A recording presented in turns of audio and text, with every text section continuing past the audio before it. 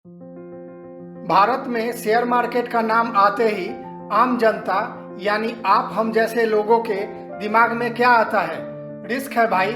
या अगर हम सामान्य रूप से अपने यार दोस्त, फैमिली मेंबर्स या किसी भी अजनबी से शेयर मार्केट के बारे में बात करें तो क्या सुनने को मिलता है?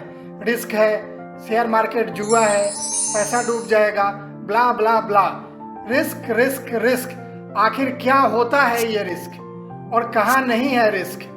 क्या जीवन में बिना रिस्क के हम अपने सपने पूरे कर सकते हैं? क्या सही में हमें इतना डरने की जरूरत है? क्या इसको मैनेज नहीं किया जा सकता? और अंत में हमें अपने जोखिम क्षमता के हिसाब से रिस्क क्यों लेना चाहिए? तो आज के वीडियो में इन्हीं कुछ बुनियादी सवालों के जवाब हम ढूंढने की कोशिश करेंगे। अब समझते हैं कि रिस्क क्या है। विकिपीडिया में जब हम रिस्क का डेफिनेशन देखेंगे तो इंग्लिश में लिखा है risk is possibility of something bad happening. Risk involves uncertainty. Hindi में लिखा है जोखिम किसी मूल्य की चीज को पाने या खोने की संभावना को कहते हैं। यहाँ दो शब्द पे ध्यान देना जरूरी है। पहला पॉसिबिलिटी यानी संभावना, दूसरा है अनसर्टेनिटी यानी अनिश्चितता। ये दोनों शब्द हमारे जीवन में लगभग हर एक डिसीजन को प्रभावित करती हैं। पॉसिबिलिटी एक ऐसा शब्द है जिसको हम अगर पॉजिटिव फ्रेम ऑफ माइंड से देखेंगे तो यह पॉजिटिव शब्द है, अगर निगेटिव फ्रेम ऑफ माइंड से देखेंगे तो यह निगेटिव शब्द है।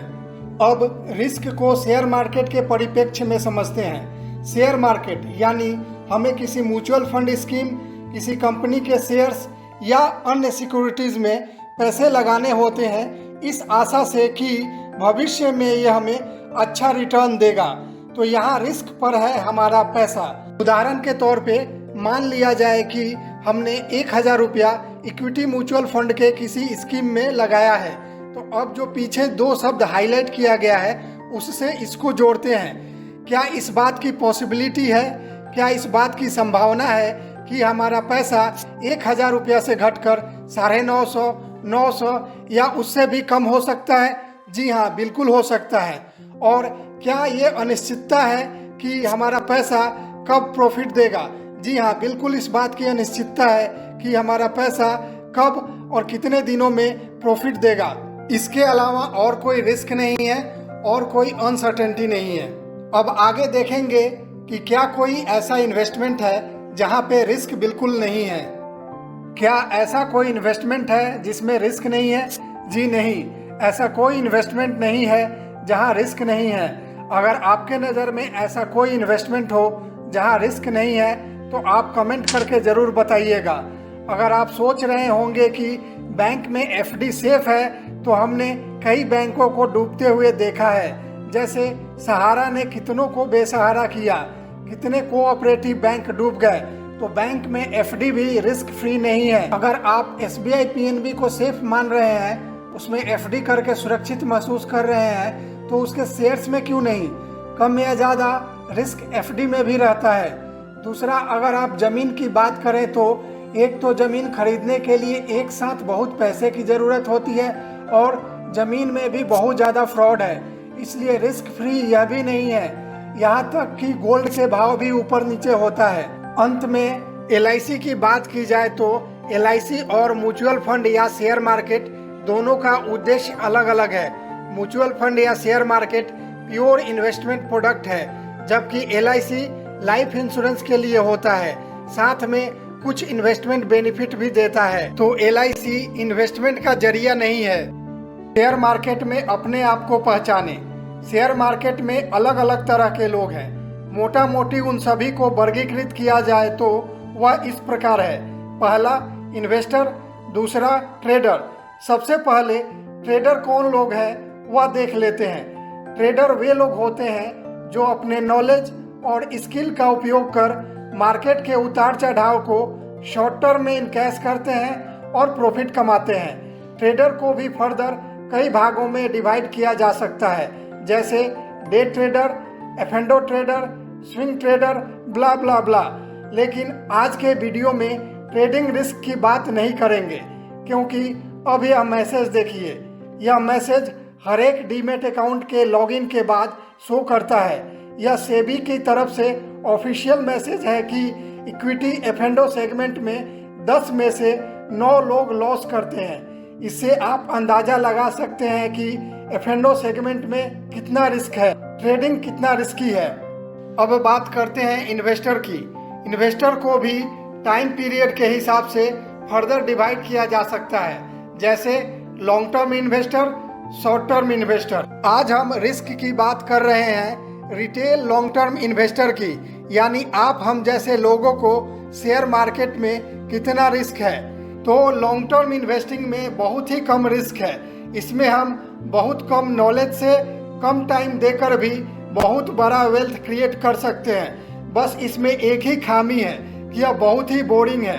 आपको किसी भी कंपनी के शेयर या म्यूचुअल फंड या ETF लेकर उस पर कुंडली मारकर बैठना रहता है, इंतजार करना रहता है। और जहां तक नॉलेज की बात करें तो आप इस चैनल से जुड़ चुके हैं। बस यहां से वीडियो देखकर सीखकर इन्वेस्ट करना है और हर दिन 1-2 वीडियो देखकर अपने आप को अपडेटेड रखना है। इस तरह शेयर मार्केट में सबसे जरूरी चीज है अपने आप को पहचानना कि मैं कौन हूँ। बस इतना से ही आपका रिस्क काफी हद तक मैनेज हो जाता है।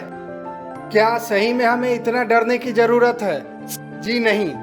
देखा जाए तो जीवन में डर का कारण क्या है? जानकारी का अभाव। जिस चीज के बारे में हमें जानकारी नहीं होती वहाँ हमें डर लगता है। अब जैसे मुझे कार चलाने नहीं आता है, तो जब भी मैं किसी को कार बैक करते हुए देखता हूँ या कम जगह से निकालते हुए देखता हूँ तो मुझे लगता है कि ये लोग कैसे कर लेते हैं। और यह डर दिल दिमाग से तब तक नहीं हटता जब तक हम इसे फेस नहीं करते हैं, इसकी जानकारी नहीं लेते हैं, सीखते नहीं हैं। वैसे ही शेयर मार्केट का डर रातों रात नहीं जाएगा। यह जाएगा जानकारी लेने से, सीखने से, समझने से। और इन सब के लिए यह चैनल है ना। आजकल तो म्यूचुअल फंड मात्र 100, 500 या 1000 से भी शुरू कर सकते हैं। अगर हम मात्र 500 रुपया प्रत्येक महीना से भी शुरू करते हैं तो साल का होता है 6000 रुपया। तो मात्र 6000 का रिस्क लेकर हम ये देख सकते हैं कि इसमें कितना रिस्क है, या हम यूं ही डरे जा रहे थे। इस चैनल पर कुछ बेहतरीन म्यूचुअल फंड ETF का विश्लेषण भी उपलब्ध है, जैसे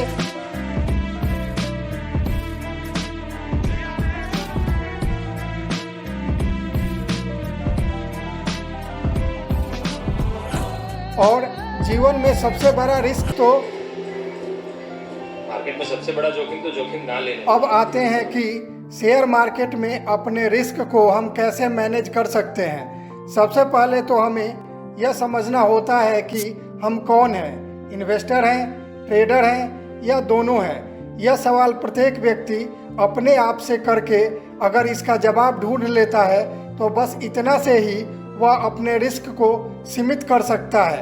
इन्वेस्टिंग में अलग तरह का रिस्क होता है, ट्रेडिंग में अलग तरह का रिस्क होता है। ट्रेडिंग में क्या रिस्क है और उसको कैसे मैनेज करना है उस पर हम अलग से वीडियो लेकर आएंगे।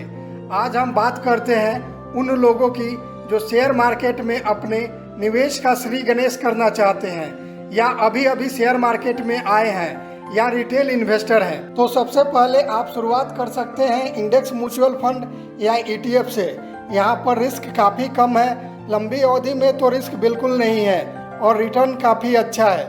दूसरा, शेयर मार्केट में वही पैसा लगाएं जिसका आपको निकट भविष्य में ज़रूरत नहीं है। ये नहीं कि कुछ पैसा पड़ा हुआ है, अगले महीने काम है, इसको शेयर मार्केट में लगा देते हैं और लगाते ही यदि मार्केट नीचे गिर गया तो आपको अपने ज़रूरत के समय उस सौदे को लॉस में काटना पड़ेगा या कर्ज लेकर काम चलाना पड़ेगा। तो ये बिल्कुल ना करें। शेयर मार्केट में अपने इमोशंस पे काबू रखें। जैसा कि हमने पीछे बताया है कि इन्वेस्टिंग काफ़ी बोरिंग होता है। हम आप में से कई लोग आते तो हैं इन्वेस्टर बन के, लेकिन एक्साइटमेंट, रोमांच के चक्कर में बिना जानकारी के, बिना सीखे ट्रेडिंग में घुस जाते हैं और काफ़ी नुकसान कर बैठते हैं। इस पर मैं अपना ही उदाहरण देता हूँ। वर्ष 2018 में मैं इन्वेस्टर बन के आया था। मेरे पास अदानी इंटरप्राइजेस के 250 शेयर 120 रुपए के भाव पर थे। इन्वेस्टिंग अच्छा चल रहा था, पोर्टफोलियो प्रॉफिट में था। फिर कुछ दिनों बाद रोमांच के चक्कर में बिना सीखे ट्रेडिंग में घुस गया। ट्रेडिंग में दिखता था या दिखाया जाता था कि 2 घंटे में, एक दिन में 30% या 50% बन जा रहा है, कभी कभी तो यह डबल हो जा रहा है। तो जानकारी का अभाव था। जब मुझे प्रॉफिट होता था तो मैं जल्दी निकल जाता था और लॉस में इंतजार करते रहता था, और नहीं तो एवरेज कर लेता था। और इस तरह करते करते मैंने लगभग 40-50 हज़ार का लॉस कर लिया। इतना करके भी रुक जाता तो अच्छा होता। मैंने क्या किया, मैंने ट्रेडिंग के लॉस की भरपाई करने के लिए अपना इन्वेस्टिंग वाला पोर्टफोलियो के शेयर्स बेच दिए और मार्केट को कोसते हुए बाहर निकल गया। एक तो मैंने बिना जानकारी के ट्रेडिंग में घुस के गलती किया, और दूसरी गलती, उस लॉस की भरपाई करने के लिए मैंने अपने पोर्टफोलियो के अच्छे शेयर्स बेच दिए। आज अदानी इंटरप्राइजेज के एक शेयर का दाम लगभग 3,000 रुपया है, वह भी हिंडनबर्ग घटना के बाद। मात्र 30,000 की लागत थी 2018 में अदानी इंटरप्राइजेज में, और आज 6 साल बाद लगभग 7.5 लाख रुपया बन गए रहते, लगभग 25 गुना। ये सब चीज़ें आपको किसी किताब में नहीं मिलेंगी या किसी और चैनल पे नहीं मिलेगा। उसके बाद मार्केट से निकलकर मैंने अपने नॉलेज को बढ़ाया, अपने स्किल पर काम किया, फिर वर्ष 2020 में वापस मार्केट में आया। तो आप लोग अनावश्यक रोमांच के चक्कर में बिना जाने बिना सीखे ट्रेडिंग शुरू मत कीजिएगा। इन्वेस्टिंग से बहुत पैसा बनता है, थोड़ा बोरिंग है, भावनाओं पर काबू रखना पड़ता है। इस चैनल पर सीखकर पहले आप इन्वेस्टर बन जाइए, फिर स्किलफुल ट्रेडर भी बना जाएगा। रिस्क मैनेजमेंट में अगली बात जो ध्यान देने वाली है वह यह है कि कर्ज लिया हुआ पैसा, लोन लिया हुआ पैसा शेयर मार्केट में कभी नहीं लगाना चाहिए। उससे शेयर मार्केट में इन्वेस्टिंग या ट्रेडिंग नहीं करना चाहिए।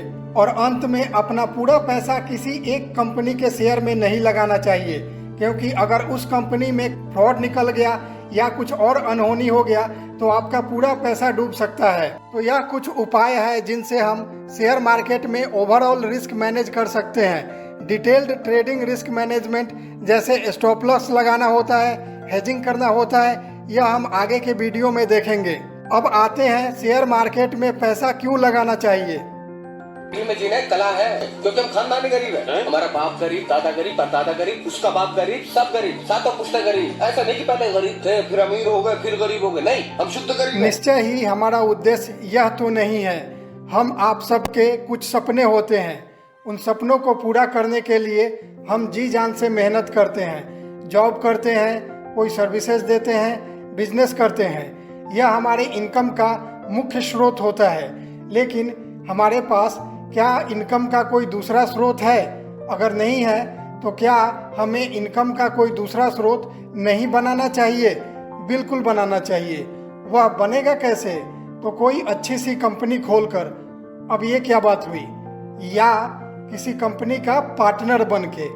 अब कंपनी खोलना तो संभव नहीं है, तो क्या हम कुछ अच्छी कंपनी के शेयर्स लेकर उस कंपनी का पार्टनर बन सकते हैं? जी हाँ, यह तो हो सकता है। अगर मान लिया जाए कि शुरुआत में हमें अच्छी कंपनी कैसे सेलेक्ट करना है यह पता नहीं है, तो हम निफ्टी खरीद सकते हैं, निफ्टी इंडेक्स फंड खरीद सकते हैं, निफ्टी बीज खरीद सकते हैं। यहाँ हम एक साथ पूरे 50 कंपनी के मालिक बन जाएंगे। भले ही उन कंपनी का बहुत बहुत बहुत छोटा हिस्सा है हम, लेकिन छोटा ही सही, हम भागीदार तो हैं। और भोजपुरिया निवेश मंत्रा परिवार का तो यह मूल मंत्र है, कमाई का एक टुकड़ा लगातार। आशा करता हूँ जानकारी भरा यह वीडियो आपको पसंद आया होगा। अगर आप चैनल पे नए हैं तो सब्सक्राइब करके बेल आइकन प्रेस कर दीजिए। मिलते हैं शेयर मार्केट म्यूचुअल फंड के कुछ ऐसे ही नॉलेजेबल वीडियो में। तब तक के लिए टेक केयर, बाय बाय, जय हिंद।